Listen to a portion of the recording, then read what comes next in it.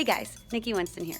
So I recently got the question, what if my guy and I, not a husband, messed up sexually? We fooled around, we weren't supposed to, or we were trying to be pure. And does that mean that we're not supposed to be together, or we can't get married, or that we've ruined the relationship? Or basically, what does that mean for the relationship? What are the consequences? So first of all, no, it does not mean you've ruined the relationship. It doesn't mean that you can't be together anymore. So you can get that out of your mind. You haven't ruined your future marriage by fooling around. Whether that's a little bit or a lot, you can make things a little more difficult for sure, but it's not over, all right? Number two, well, let's start with this. So what it means is the two of you need to get on the same page. You both need to say, okay, we had a boundary to begin with, or let's set a boundary. This is it. This is what's gonna keep us safe sexually, and then you gotta keep it together. So it's what a repentant heart is. A repentant heart is, I was doing this thing wrong. Lord, forgive me.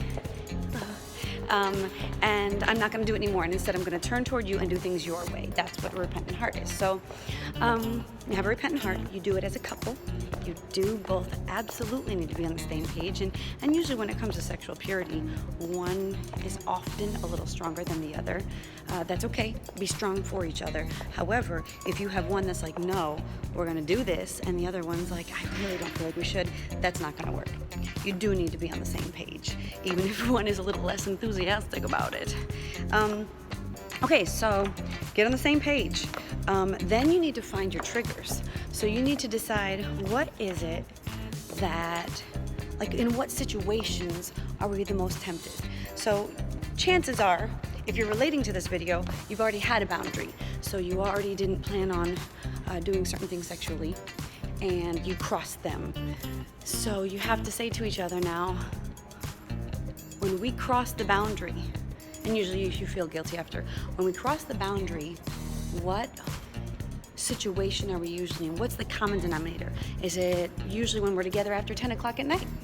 Or when we go to your house because you live alone but I live with my parents? Or when the door is closed? Or right after we saw, watch a movie together? Or when we're watching movies together? Whatever it is that that precedes the issue usually, and you need to cut that out. So we need to, resisting temptation is not just walking away from temptation when it comes, it's steering clear of temptation situations. For example, someone who has an issue and they just shouldn't drink, like drinking is a bad idea for them, maybe an alcoholic or someone who abuses alcohol, they should avoid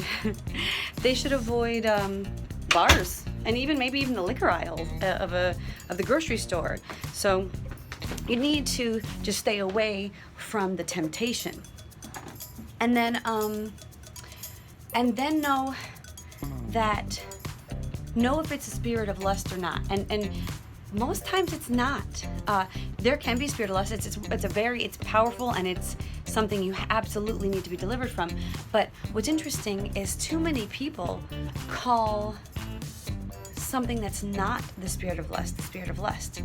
It is not evil to desire the person you're in love with sexually. You were designed to desire that person sexually, just like, because it's not like it's just supposed to turn on all of a sudden as soon as you get married. Like that's there. You just have to be careful not to succumb to pressures and desires and temptation before it's time. There's a time for everything, and everything in the right season is right. For example, when you're pregnant, I desire that baby. Man, I've been pregnant 4 times. I've had 4 babies, and I love being pregnant, but I cannot wait for that baby to come. I desire the baby as soon as probably right away, but as soon as I can see a little pooch, a little belly, and I know there's a little baby in there, like I just want the baby. But what if I if I received it before it's time, it's a premature baby. And it's so much more difficult to have a healthy baby if you have it before it's time.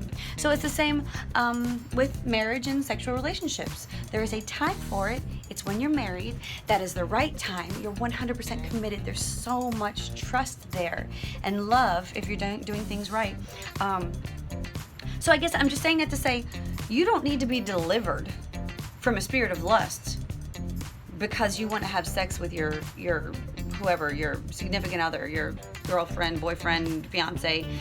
If you want to have sex with everybody, that you walk around and it's like everyone's appealing to you, maybe then you're dealing with something. And so this is deeper. This video is not about how to identify the spirit of lust, okay? So there's a lot more to it, and we can make another video about that.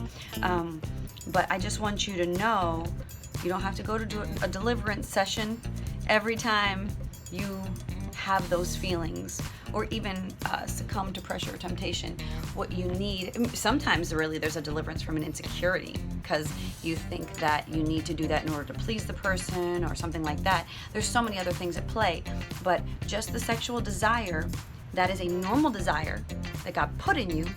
You need to find a way to avoid the temptation and not succumb to the sexual desire. Yeah, so one, no, you didn't ruin your marriage. Lots of people have had healthy marriages after going past their sexual boundaries. You repent, you put it on the cross, give it to Jesus, and don't turn back. So don't ask forgiveness and then do it again in a week, and ask forgiveness and do it again in a week. Okay, number two, that was number two. So no, it's not the end of the relationship. Two, you need to repent and just turn around and do things the right way. It's so much easier, and you don't want to live in guilt. And three, know that there's practices, like figure out what you need to do to avoid that temptation so that you all can have a healthy relationship. Seek out accountability. Find mentors, people with wisdom, friends who believe in sexual purity or strongly believe in it, and seek out some help, someone who you can turn to when you feel tempted. And everything should be okay.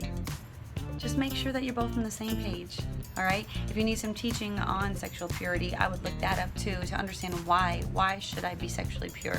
I've done several teachings actually on it, and maybe I'll make a video about that sometime soon. All right, well, God bless you, and until next time, love you.